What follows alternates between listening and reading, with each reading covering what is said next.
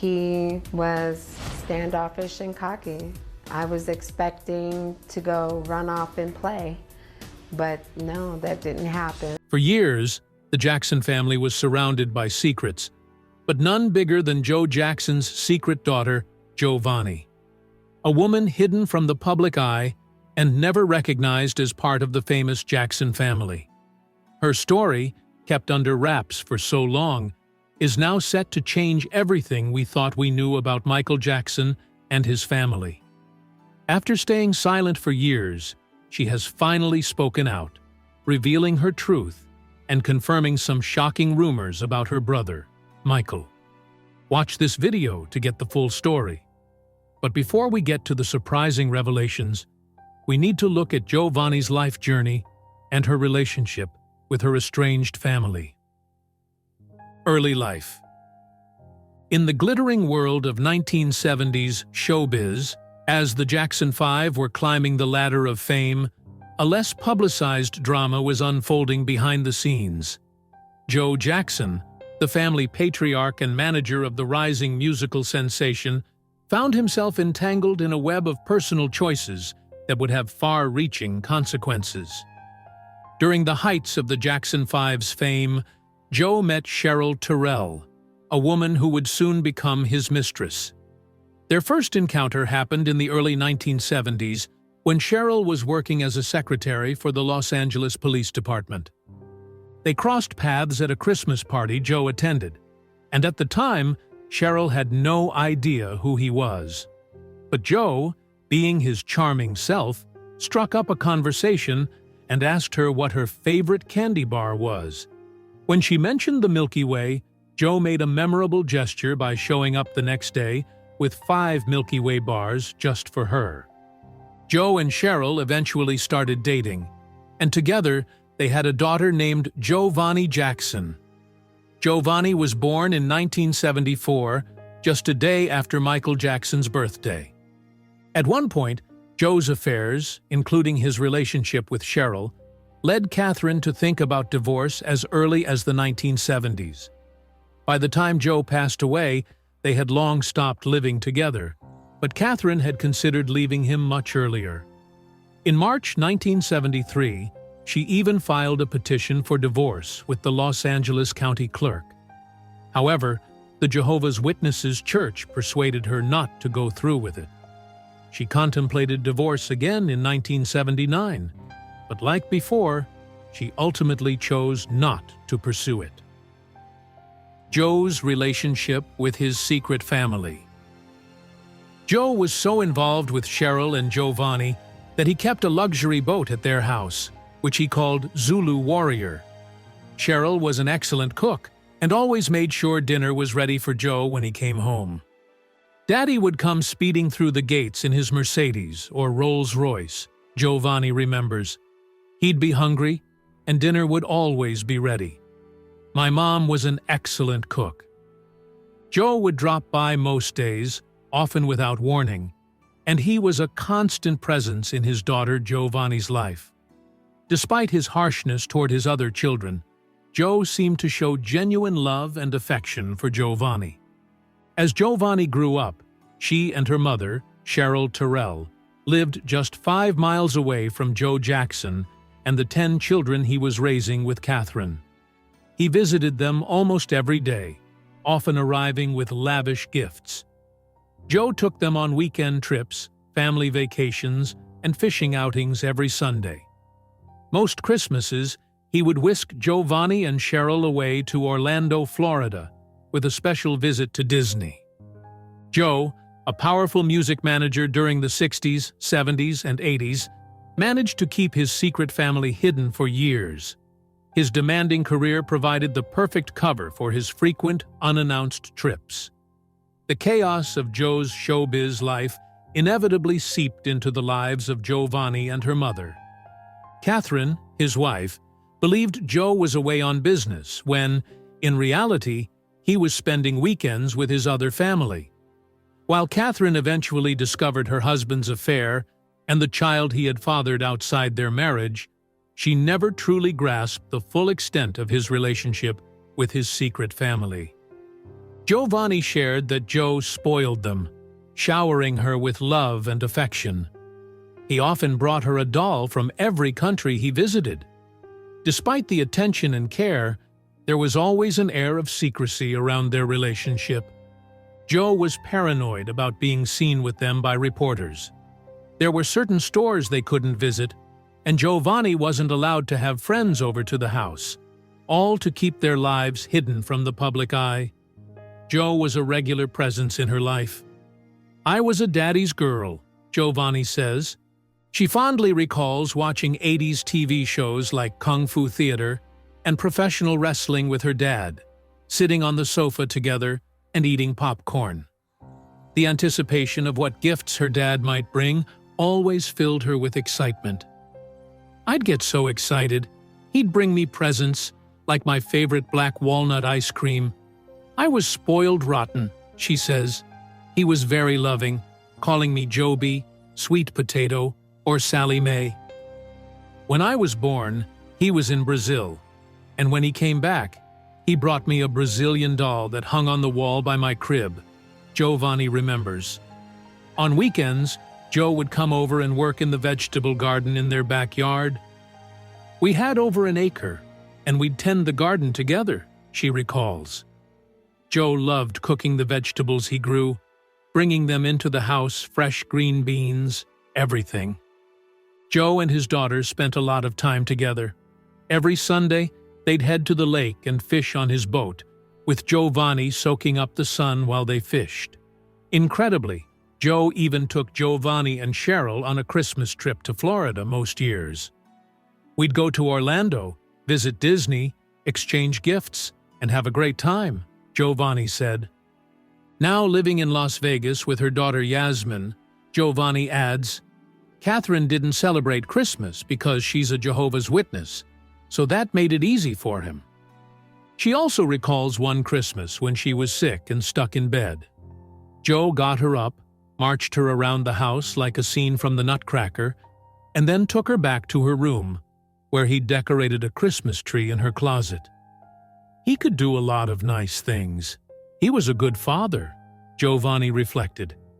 Even though her parents showed affection for each other, the 20-year age gap between them created challenges. Giovanni later shared that her mom wasn't even sure she liked Joe at first. He wasn't her type, and he was married. The relationship didn't sit well with Cheryl's parents either, as Joe was the same age as Cheryl's mother. Giovanni also mentioned that over the years, some of her siblings suggested that her mom was a Jackson fan, obsessed with Joe. But Giovanni insists that wasn't the case. "My mother is an attractive lady, and when he saw her, he had to have her," she said. "He did all the chasing. Daddy had to keep up with my mother. She was very independent, and he liked that." After Giovanni was born, Joe seemed to fit the mold of the perfect dad. He was loving, caring, and attentive, giving Cheryl and their new baby as much time as he could. But this secret life came with a darker side. Joe went to great lengths to keep Giovanni and her mom hidden from the public eye. "My life was hush-hush," Giovanni recalls. "There were grocery stores we couldn't shop at, and places we couldn't go in our own neighborhood." She added that whenever they wanted to see a movie, they had to drive miles away, even though there was a theater right down the street. Joe was paranoid about a reporter spotting them, fearing it would lead to a news article and an angry confrontation with his wife. The secrecy took its toll, preventing Giovanni from having a normal childhood. Joe constantly reminded her not to talk to anyone about their family's business, and he forbade her from having friends over, despite her constant complaints about not having playmates of her own. One day, in an attempt to address her loneliness, Joe told her to get ready because he had a surprise.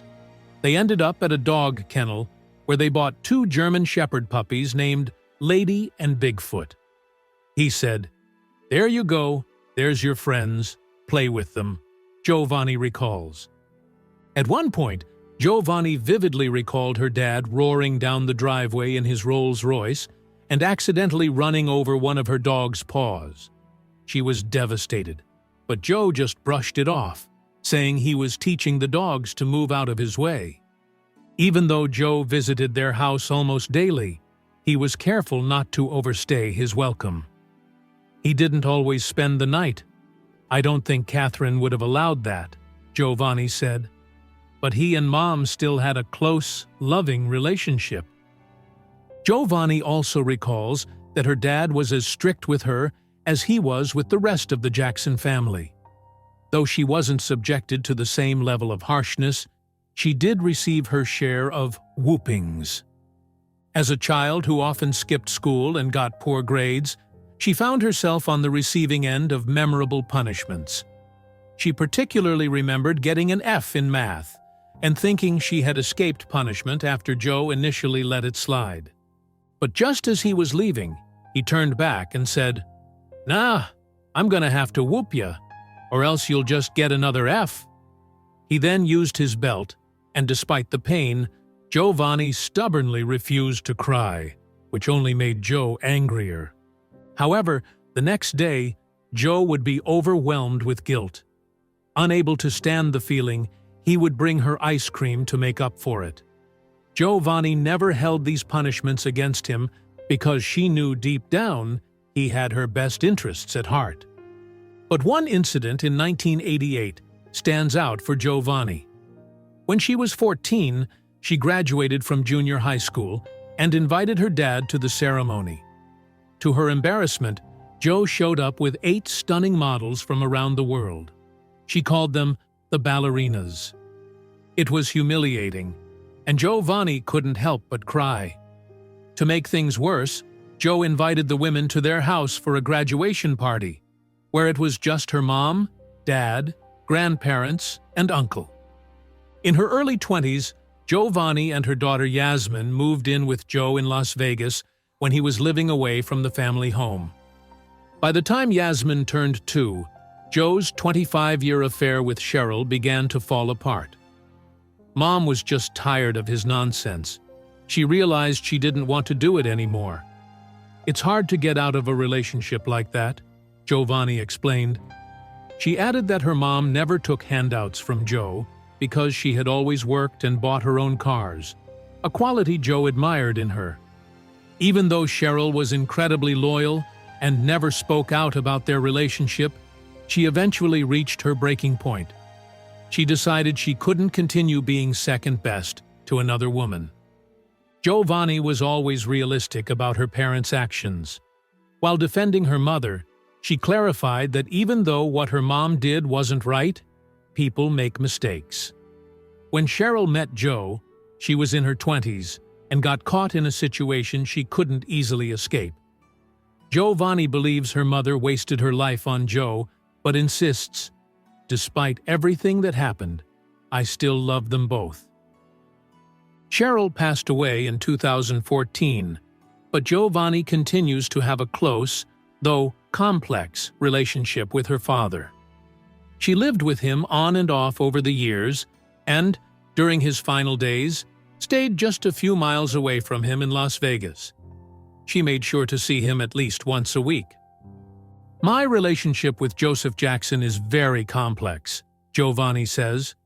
"You never know what you're gonna get with him. It could start good and end bad, like a roller coaster." She admits they often fussed at each other. "There are people who have seen our relationship, and they say it's quite a trip. We should have our own reality show," she concluded. Michael Jackson's secret sister confirms the rumors. Growing up, Giovanni was well aware that she was part of the famous Jackson family. "I knew I was in the Jackson family. I saw them on TV, listened to their music," she explained. But despite this connection, she was kept hidden, a secret from the world, and never allowed to truly be part of the family. "It was hurtful," she admitted. I've always known it. I knew Michael was my brother. I knew Janet was my sister.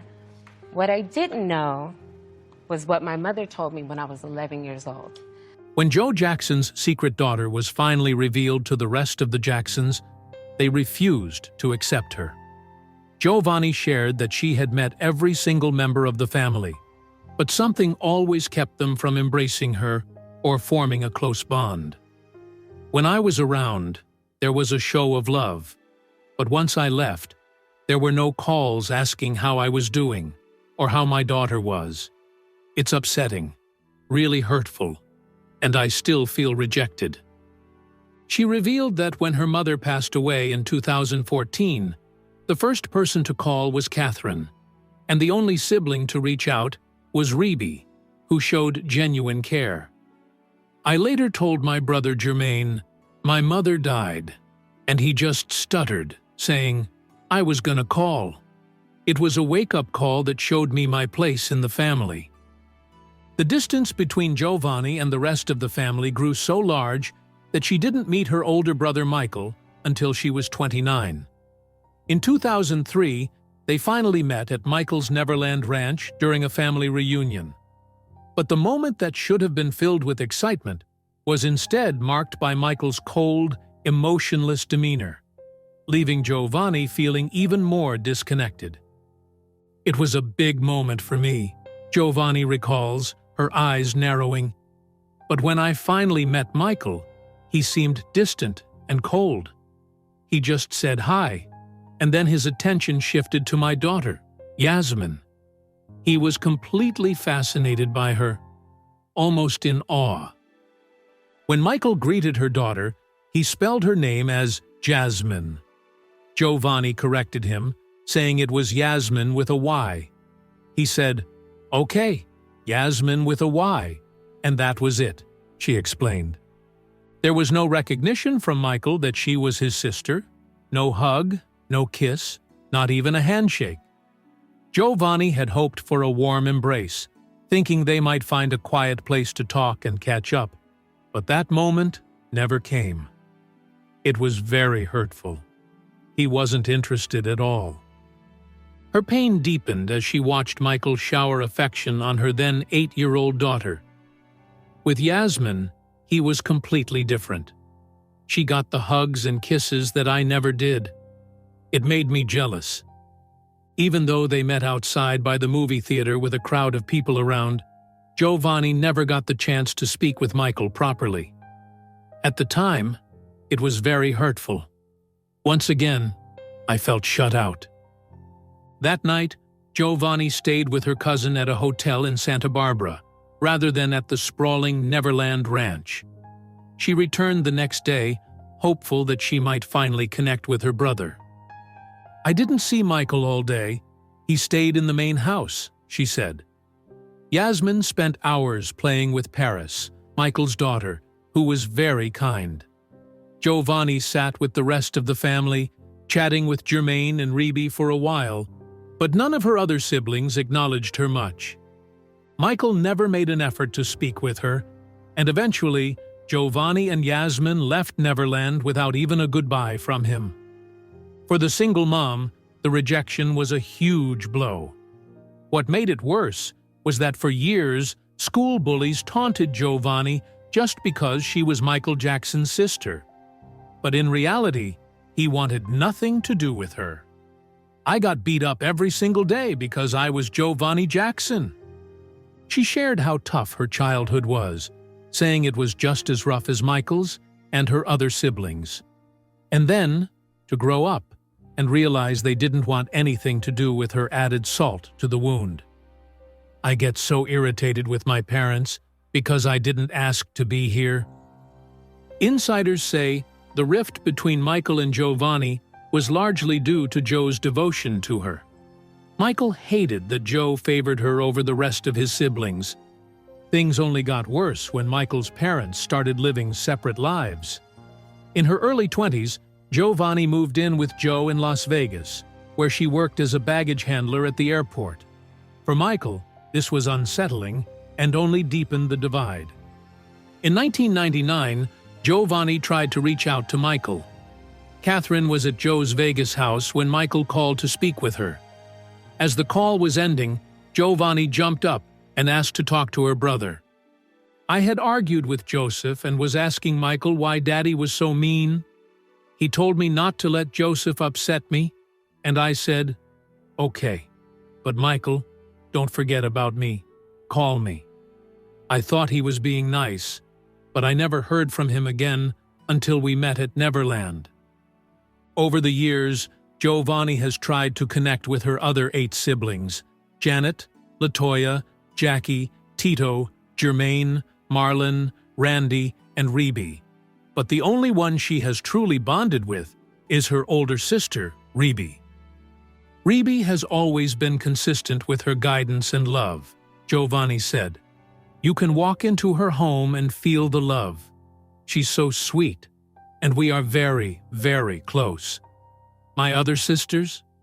Not so much. Giovanni met Janet when she was 15. She only saw her that one time, and it was clear Janet didn't want a relationship.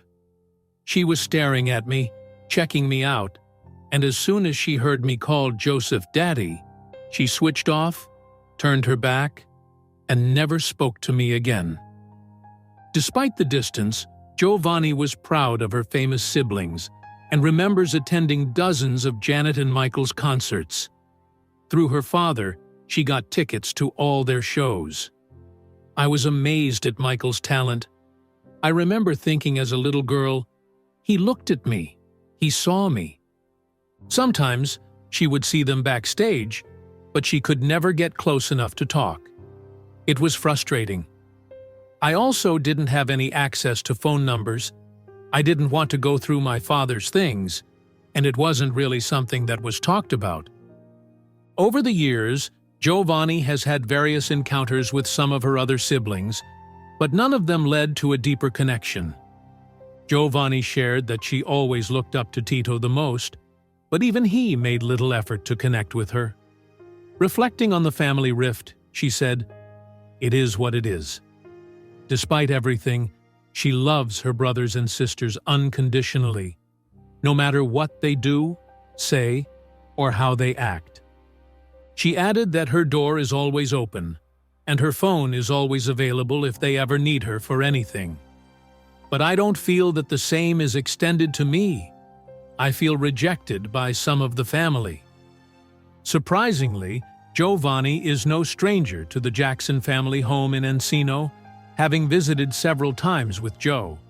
She's also on surprisingly friendly terms with the family matriarch, Catherine, whom she even calls Mother, just like her siblings.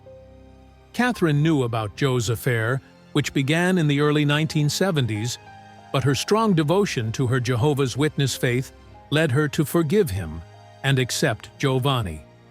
However, acceptance from her siblings didn't come as easily. Giovanni recalled times when she would be out shopping and spot Latoya, but she never felt comfortable approaching her because it seemed Latoya didn't want to talk. I didn't ask for things to be this way. I didn't ask for all this trouble or to be treated like this. In Latoya's book, Growing Up in the Jackson Family, she said her mother referred to Giovanni as a B-word child, a term that would later become the title of Giovanni's own book. Giovanni felt that Latoya was a troublemaker, someone who liked to create drama. She was setting me up for failure, trying to make me not like my mother, and creating issues. Despite those hurtful words, when Giovanni met Catherine, she found her to be kind and couldn't imagine her saying anything like that. She also understood that Catherine must have been deeply hurt by the affair. No woman likes it when her husband cheats and has a child with someone else. It was probably heartbreaking for her. But Catherine had moved past that. She even allowed Giovanni and her daughter to live in her home without paying rent. Giovanni worked to support her daughter and took care of Catherine's home when she wasn't there. We cooked together and had good conversations. For Giovanni, she wishes the rest of the family could follow Catherine's example. Other than Rebe and Tito, she doesn't feel comfortable around her other siblings. Giovanni works in the timeshare industry and lives in Las Vegas with her 23-year-old daughter, Yasmin, who is studying to become a nurse. One of her biggest regrets, however, is never having had the chance to build a meaningful relationship with her big brother, Michael Jackson, before his tragic death from acute drug intoxication on June 25, 2009. "I mourn a relationship that never began. That's what I'm sad about," she reflects. She believes that, had she been closer to Michael, her outspoken nature might have made a difference, perhaps even helping to prevent some of the self-destructive behaviors he engaged in. "It's sad, but I'm not going to keep beating myself up about it because those were his decisions," she says. In her new book, Giovanni writes about her journey as an outsider in the Jackson family. "I wanted to tell my side of the story, to share what happened in my life," she explains. She also had a message for those who have misunderstood her intentions. "People say, I just want to be famous, but that's absolutely not true," she clarifies. "If the rest of the family gets to tell their side of everything, I'm entitled to share what my life has been like and be honest and authentic about it."